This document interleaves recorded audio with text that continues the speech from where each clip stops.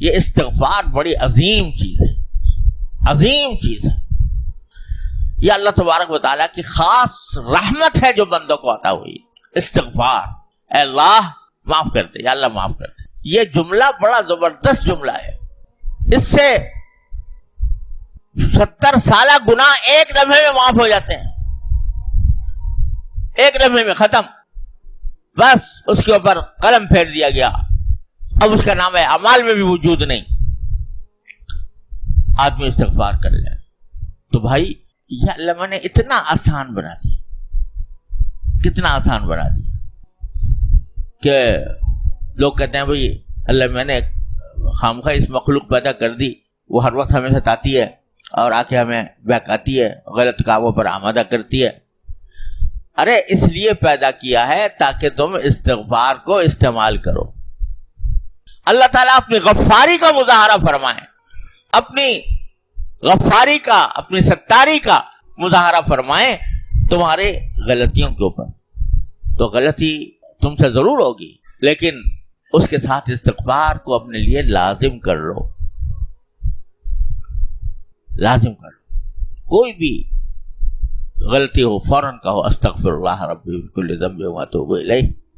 تو اللہ تبارک و تعالیٰ نے اتنا آسان نسخہ بتا رکھا ہے. نبی کریم سرورت عالم صلی اللہ علیہ وسلم فرماتے ہیں کہ میں سارے دن میں 70 مرتبہ استغفار کرتا ہوں. جو ذات گناہوں سے پاک، معصوم، غلطی سرزد ہو ہی نہیں سکتی، اگر ہو بھی سب کچھ معاف کرنے کا اعلان کر دیا اللہ تعالیٰ نے. غفر لک اللہ ما تقدم من ذنبک وما تاخر. لیکن فرماتے ہیں 70 مرتبہ استغفار کرتے. وہ کیسے استغفار کر رہے ہیں؟ گناہ تو کوئی ہے نہیں. تو علماء کرام نے فرمایا کہ اصل میں نبی کریم سرورت عالم کی ذات والا صفات میں پہ ہم ترقی ہو رہی تھی. ہر لمحے ترقی کے ایک زینے پر چڑھ گئے اور آگے پہنچے تو اس سے ایک اور زینہ آگے اور زینہ.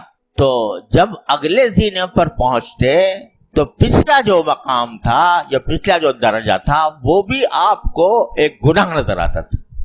ایسا نظر آتا تھا کہ یہ میری غلطی تھی کہ میں اس مقام پر تھا، مجھے تو اور آگے بڑھنا چاہیے. تو اس پر استغفار فرما.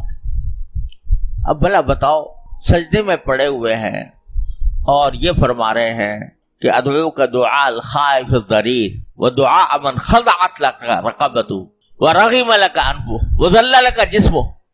یہ کہہ کے استغفار انا عبد المذنب الذلیل کہہ کر آپ دعا فرمائیں. العبد المذنب الذلیل، میں گناہ گار ذلیل بندہ ہوں. یہ فرما رہے ہیں اپنے بارے میں. اس مقام پر پہنچنے کے بعد جس پر ملائکہ بھی رش کریں اور اس روئے زمین پر، آسمان اور زمین کے درمیان ایسا شاہکار اللہ نے کوئی اور پیدا نہیں کیا، اور وہ اپنے آپ کو کہہ رہے ہیں العبد المذنب الذلیل، میں گناہ گار ذلیل بندہ. تصور تو کرو، یہی جو عبدیت تھی، اس عبدیت نے اس مقام تک پہنچایا. عبدیت کا کمال یہ تھا کہ اپنے آپ کو یوں کہیں العبد المذنب الذلیل. اس عبدیت کے کمال کی وجہ سے اللہ تبارک و تعالی نے معراج تک پہنچا دی.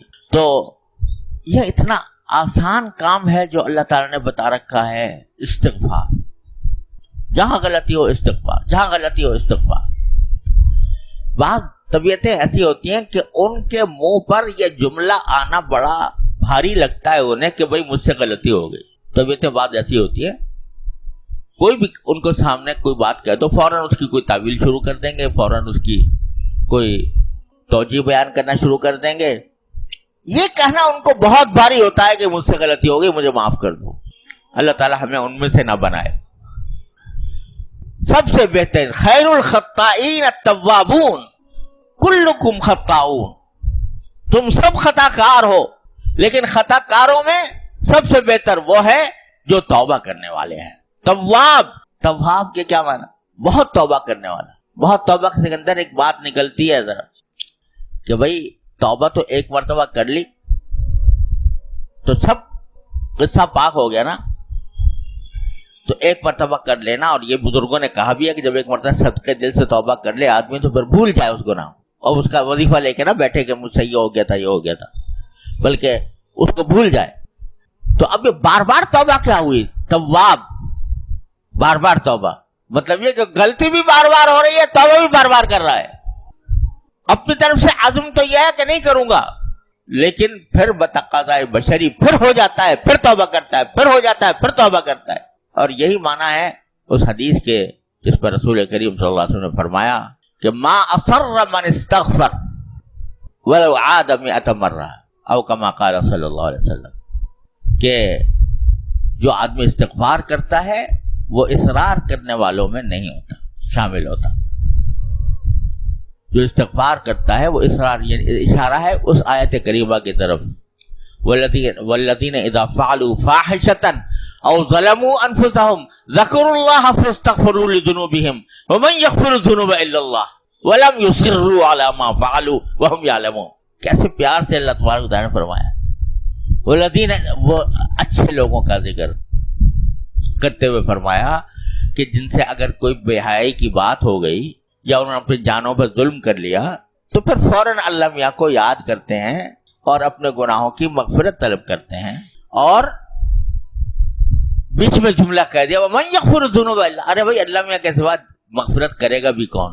اور پھر وَلَمْ يُصِرُّوا عَلَىٰ مَا فَعَلُوا، جو کچھ کیا تھا اس پر اصرار نہیں کرتے. اصرار کرنے کے معنی یہ ہے، ایک تو یہ وہی سینہ زوری کہ نہیں میں نے تو ٹھیک کیا تھا، یا اصرار کے معنی یہ ہے کہ ابھی پہلے سے اسی وقت سے ارادہ ہے کہ مزید کروں گا، اگرچہ غلطی ہے مگر کروں گا. تو اب اللہ تعالیٰ اس حدیث میں فرماتے ہیں کہ جو شخص استغفار کرتا ہے، استغفار کرتا رہتا ہے، وہ اصرار کرنے والوں میں نہیں لکھا جاتا، چاہے 100 مرتبہ گناہ کیا ہو. لیکن اگر استغفار کرتا رہا تو انشاءاللہ وہ اصرار کرنے والوں میں نہیں لکھا جائے گا. کبھی نہ کبھی معافی بھی ہوگی اور کبھی نہ کبھی انشاءاللہ اصلاح بھی ہو جائے گی. لیکن استغفار کو نہ چھوڑے، اللہ تعالیٰ کے بارگاہ میں حاضر ہو کر یہ کہنا نہ چھوڑے کہ ربنا ظلمنا انفسنا وان لم تغفر لنا وترحمنا لنکونن من الخاسرین.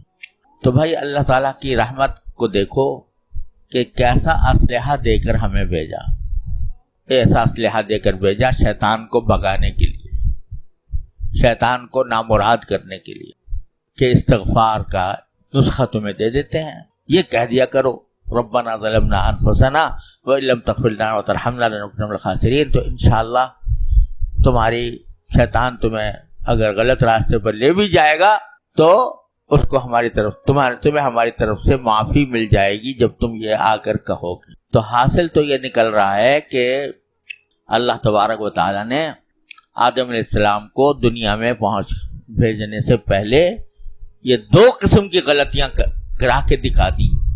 ایک ابلیس کی غلطی ہے، ایک آدم و حوا کی غلطی. دونوں کی فطرت کا